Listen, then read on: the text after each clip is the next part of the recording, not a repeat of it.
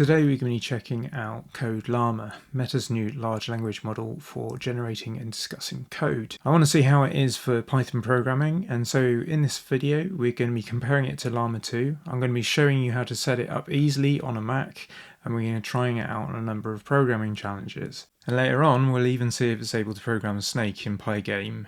So with all that said, let's get on with things. So this is the announcement for Llama 2. We can see that we have 7 billion parameter, 13 billion parameter and 34 billion parameter models respectively.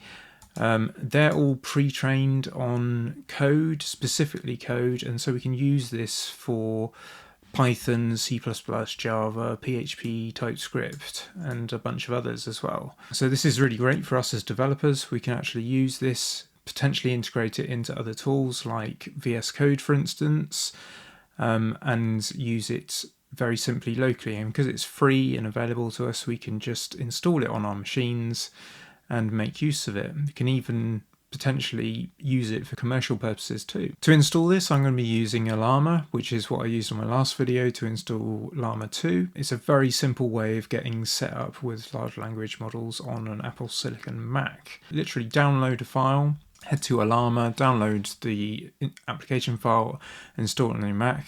You'll end up with a little icon like this in the top right saying that things are running once it's installed. I've done a previous video on this, so if you want to go and check that out, I will link it in the description. And then to install Code Llama, all we need to do is tell Ollama to pull it down. So the example that we are given is Ollama run Code Llama, so let's go ahead and do that. If we run Code Llama, so this is very similar to something like Docker, where you're pulling a Docker file. We're pulling down a model from Hugging Face instead. This is a default model. I'm going to try out these Python challenges first with the 7 billion parameter model, which is the default, which is 3.8 gig download that we've got there. Then I'll move on to the 13 billion parameter model if they struggle. Now the 34 billion parameter model I can't actually run on my Mac because it's a 16 gig M1 Pro, which is not what they recommend. They recommend having 32 gigs of memory, and I don't have that. Okay, so Code Llama has come down. Okay, so the first thing I want to do is see if it can solve these program problems that I gave it before. The first one was whether or not it could write a regular expression to match email addresses. Let's see. And so there we go. Okay, that's cool. And that was a really fast response, actually. That seemed much faster than when I was doing it previously. So it's given me an example. That looks good. That's actually really good, because on the Llama 2 one, it just didn't work at all. And it said with Llama 2 that actually it didn't perform particularly well at programming challenges. Let's try this other one as well that I had, which was, can you write a Python program to find the largest two integers from a list. So it looks like it would run, but digging into it, it doesn't look like it's doing what I'm asking. So it basically finds the largest one from a list, fine, and then to find the second largest, it takes one element off the end of the list. What if the maximum was within this smaller part of the list? That's not going to work. So let's see, actually. Let's pull that up in VS Code and see if I can make it fail. Okay, yeah, so that fails because that immediately prints out 1010, which is not correct. That's a good start. Let's see if it does any better. So I'm only running Code Llama now. I'm going to try it with the 7 billion parameter model, which I've already downloaded. In fact, sorry, it's a 13 billion parameter model. And that is 7 gigs. Confusing. There we go. Okay, yes. Okay, let's see if this works. Extra close bracket there, or brace.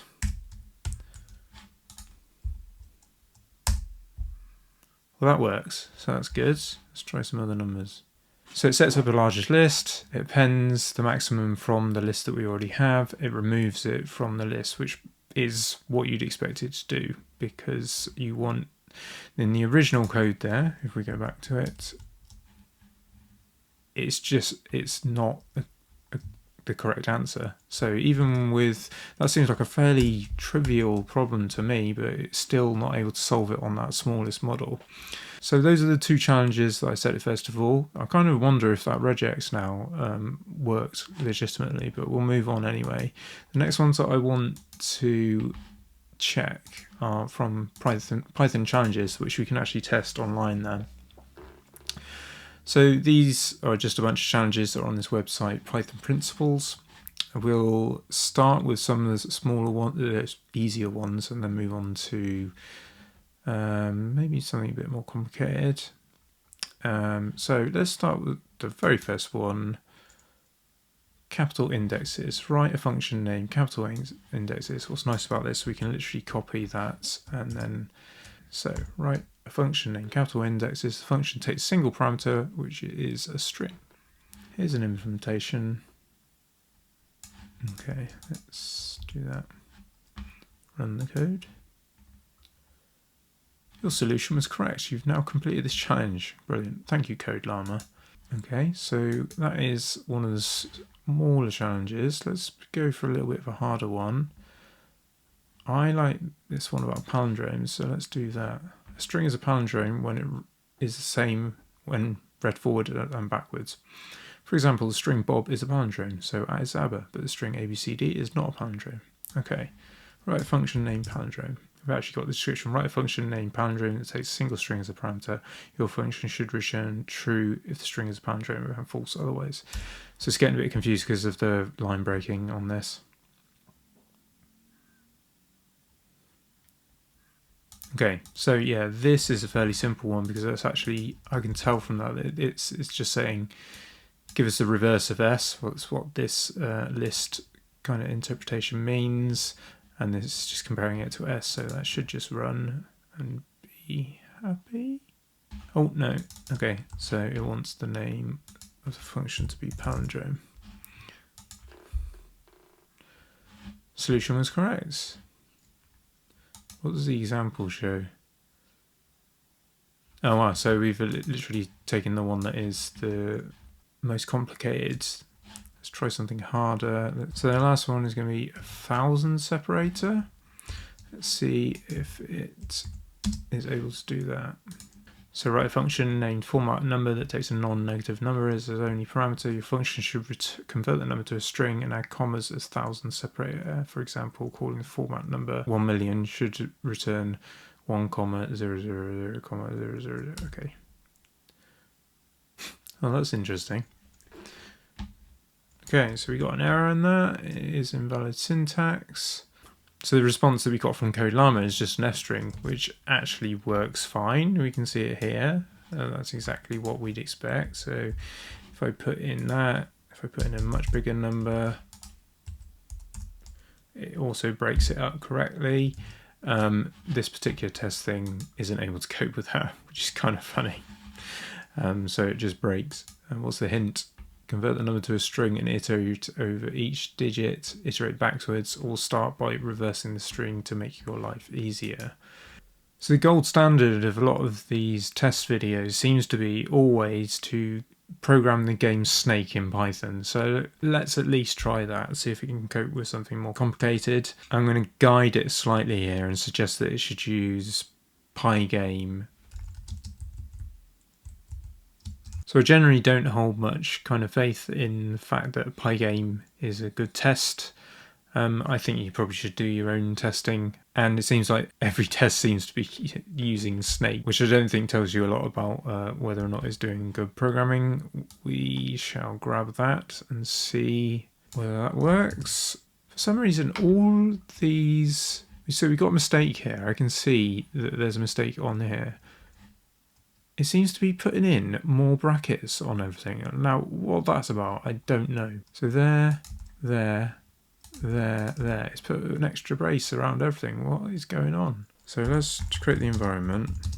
Let's open a new terminal. Okay, so it's activated the virtual environment for us. Let's pip install Pygame. So we've still had to do some stuff. this is loading images, so that's not going to work. So I hadn't spotted that while we were testing it, that it was using images. Let's see if I can guide it a little bit more and ask it for just using pixels. So I've said update the program so it doesn't use images but draws code blocks for player and the snake. Again, we've got these extra braces. You can see here there's 2 on this side, 3 on this side. What's going on? Don't know. Cool, let's see if this works. And again, like I said, immediately got these brace problems. Oops, don't actually want to delete more than I need to. Okay, let's try and run that. Python Code Llama 1. So yeah, another brace is unmatched.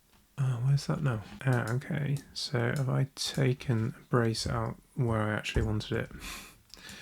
So does it need to do that? Yes, okay. Okay, well that fails. That is not working. So we've actually got something, it did actually run, which is good, but we've just got this dot in the middle of the screen. So we've got it working with basic functions, but to do a whole game like this is probably asking a bit much of it. We probably could get there, because it looks like it's got basics of it down, but yeah, probably requires a bit more work. So there you have it. Code Llama is able to code Python functions. It's able to get the majority of them correct. It even got as far as going further than the interpreter that we were using on the principles website there, and doing better than it could actually detect. But it's not able to cope with doing one of these larger games, which is kind of to be expected, really. But go and play with Code Llama. It's very easy to install with Ollama. Go and check my video on that if you've not used Ollama for large language models before. And I'll see you in future videos soon. Remember to like and subscribe and all that sort of good stuff. That really helps me out, and I'll see you soon. All right, bye for now. Bye.